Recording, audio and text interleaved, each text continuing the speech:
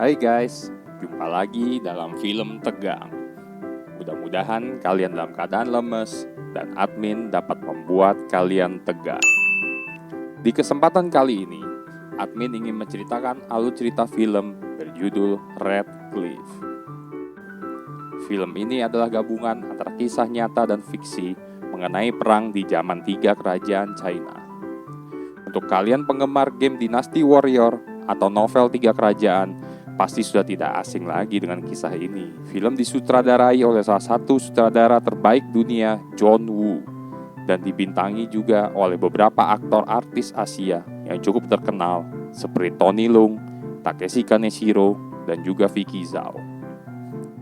Di China, bahkan film ini mengalahkan rekor box office yang sebelumnya dipegang oleh film Titanic. Film menceritakan tentang kisah perang kolosal di negeri China yang terjadi di suatu lokasi bernama Bukit Merah atau Red Cliff, di mana kita dapat melihat adu strategi, taktik perang, dan kepintaran antara jenderal satu dengan yang lainnya, yang membuat beberapa nama karakter di film ini menjadi legenda di negara China.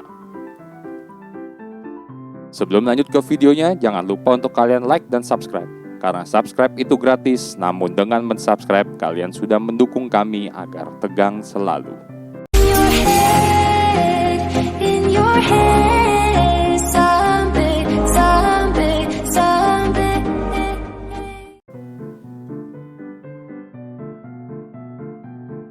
Film diawali dengan Perdana Menteri Cao Cao memohon izin kepada Kaisar Xian yang berkuasa saat itu untuk memimpin penyerangan ke selatan melawan Sun Quan dan Liu Bei.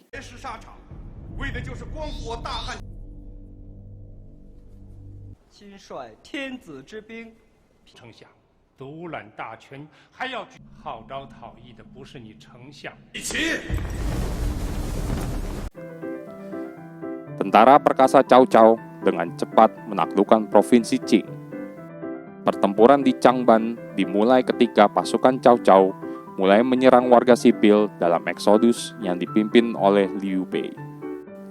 Nasihat Liu Bei bernama Zhuge Liang merasakan bahwa pasukan Cao Cao sudah dekat dan dia melaporkan kepada Liu Bei sambil mengatur strategi.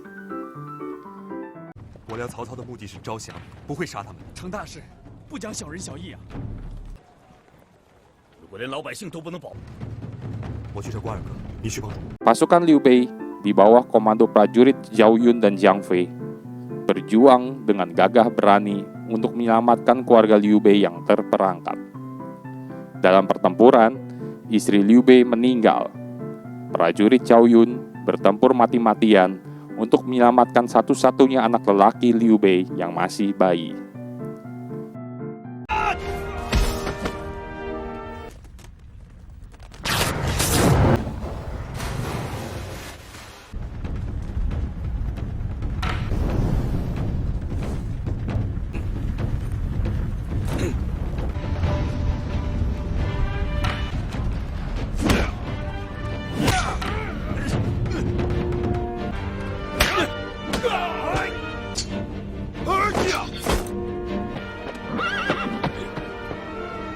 Pasukan Zhuge Liang dan Jiang Fei terdesak.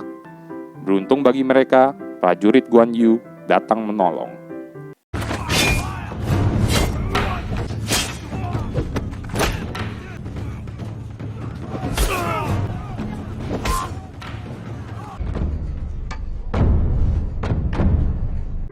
Setelah pertarungan yang sengit, pasukan Liu Bei dan warga sipil berhasil selamat.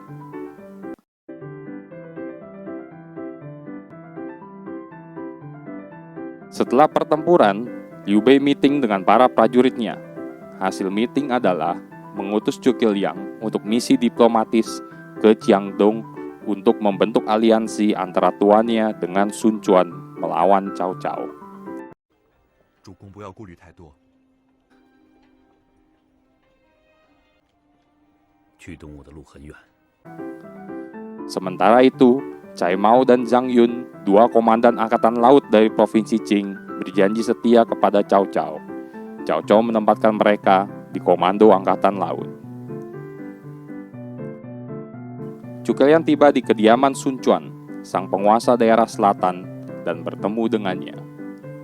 Sun Quan berada di tengah-tengah dilema, apakah akan menyerah atau melawan, karena para pejabat selatan menyuruhnya agar menjaga kedamaian di daerah selatan dan tidak usah ikut berperang. Di lain sisi, Zhuge Liang menjabarkan strateginya, jika Sun Quan dan tuannya bersatu, maka dapat mengalahkan Cao Cao. Sun Quan akhirnya memutuskan untuk berpikir terlebih dahulu. 两军结盟，定能变弱为强。北方人水土不服，更不善于水。你说的很有道理。陶丞相是名不正言不顺，那是故乡，叫曹操也尝些苦。我知道您是个韬光养晦的人，该出鞘了吧？让我再想想。 Sementara menunggu keputusan Sun Quan, Zhuge Liang memutuskan menemui Zhou Yu, prajurit penasihat Sun Quan, agar dapat membantunya meyakinkan Sun Quan. Zhou Yu yang sedang melatih pasukan mendapat laporan dari seorang bapak warga sipil bahwa pasukannya ada yang mencuri kerbau sawah miliknya. Zhou Yu mengetahui siapa prajurit yang mencuri dengan sepatu yang berlumuran lumpur, artinya habis dari sawah. Namun bukan menghukum prajurit tersebut, Zhou Yu malah menyuruh seluruh pasukan untuk membasahi sepatunya dengan lumpur dan mengatakan untuk kali ini pencurinya diampuni. Zhuge Liang melihat kebijaksanaan penasihat Zhou Yu. 快跟上！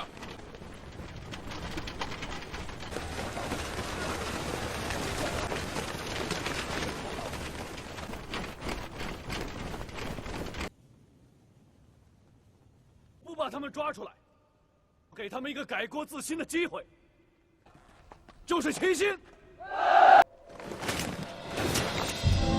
Zhou Yu dan istrinya, Xiao Jiao, memiliki kuda yang sulit melahirkan. Zhuge Liang membantu proses lahiran kuda tersebut. Zhou Yu terpesona dengan kepandaian Zhuge Liang. Anak kuda itu diberi nama Meng Meng, dan Zhou Yu berjanji ke istrinya tidak akan menjadikannya kuda perang. 硬拉，略懂。我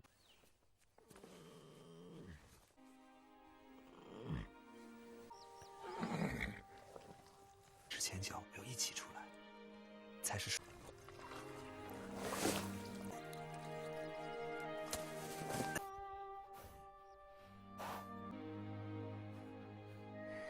梦好吗？萌萌。 Malam itu, Zhou Yu dan Zhuge Liang bermain kecapi bersama. Ternyata, mereka berdiskusi melalui nada-nada kecapi. Dari suara nada doang guys, mereka mencapai kesepakatan. Ini ilmu yang Roy Kiyoshi belum tentu dapat paham loh.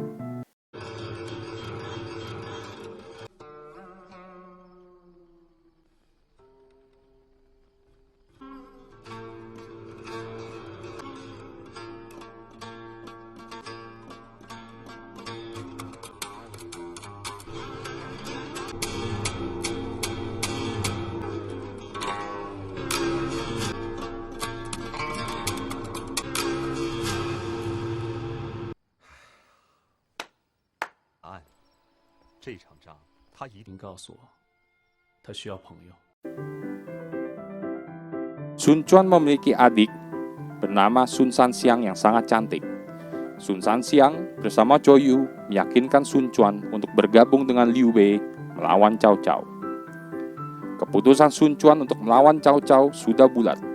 Sun Quan membelah ujung meja dengan pedangnya di depan para pejabat dan mengatakan bahwa siapapun yang melawan keputusannya akan berakhir seperti ujung meja itu.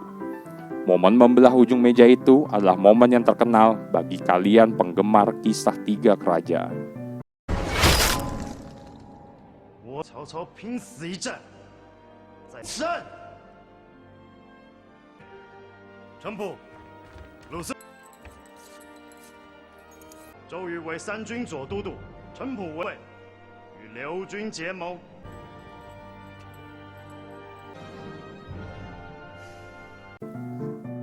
Sebelum pergi, Zhou Yu pafu-pafu dulu dengan Xiao Jiao. Asoy. Zhou Yu tiba di tempat Liu Bei. dia dikenalkan dengan prajurit Zhao Yun, Guan Yu, dan Zhang Fei biar CS-an guys. Sun Sanxiang ingin ikut berperang. Oleh anak buah Zhou Yu dia diledek karena seorang wanita. Sun Sanxiang yang kesel akhirnya ngeprank anak buah Zhou Yu sampai terjatuh dari kuda. Syukurin. Makanya jangan anggap remeh wanita coy.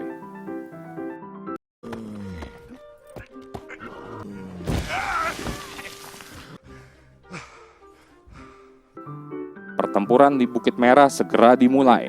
Masing-masing kubu mempersiapkan strateginya.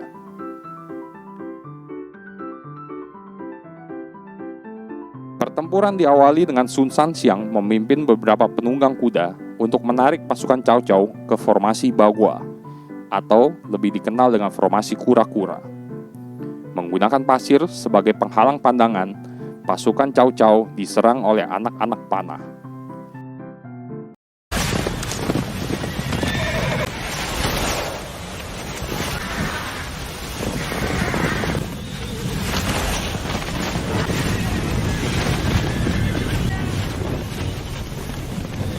Pasukan Cao Cao terjebak dalam formasi kura-kura. Satu persatu pasukannya dihabisi. Prajurit-prajurit pasukan Liu Bei dan Zhou Yu tidak tertandingi. Guan Yu sendiri saja mampu menghabisi 50 orang dengan pisau tombaknya.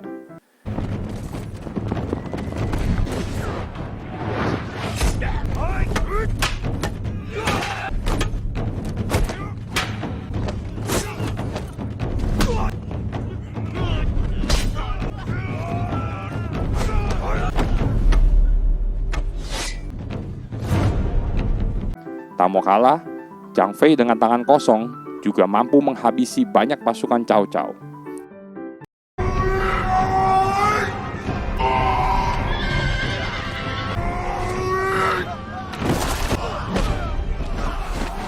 Tak ketinggalan pula Zhao Yun. Babak belur udah pasukan Cao Cao deh.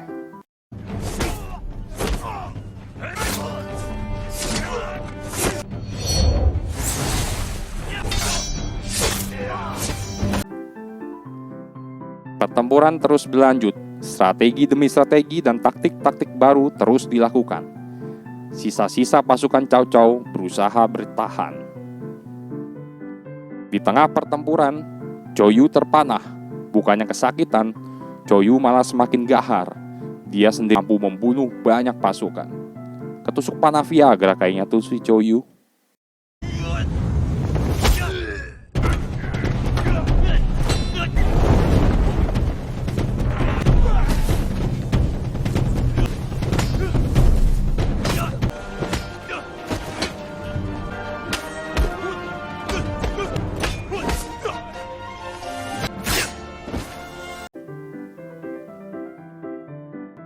Jenderal musuh terkalahkan dan perang berakhir dengan kemenangan mutlak pasukan sekutu.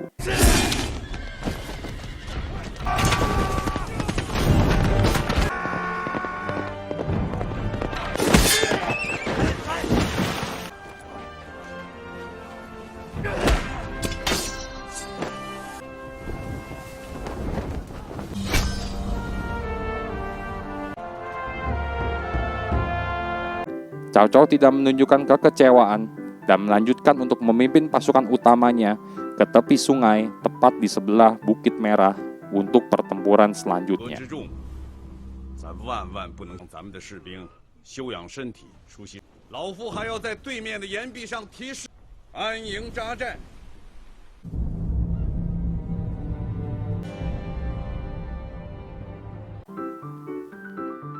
Liu Bei dan Sun Quan mengadakan pesta untuk merayakan kemenangan mereka. Sun Quan menjodohkan Sun Sanxiang kepada Liu Bei untuk memperkuat aliansi Liu dan Sun. Sun Sanxiang yang sebel dijodohin malah ngeprank Liu Bei sampai Liu Bei pingsan. Ratu prank nih si Sun Sanxiang. 没来由的说这个干什么？加联姻，那不是就没有分谁的地？暂时才刚，还没有想过续弦之事。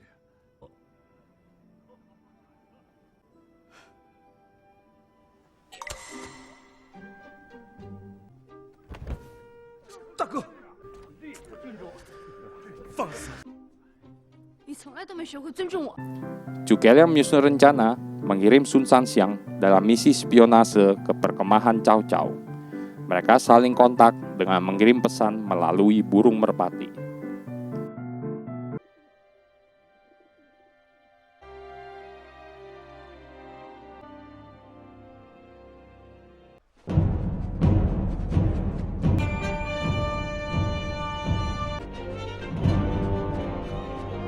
Film diakhiri dengan Cao Cao sedang menyaksikan anak buahnya bermain sepak bola, seraya berkata, kemenangan sudah di depan mata.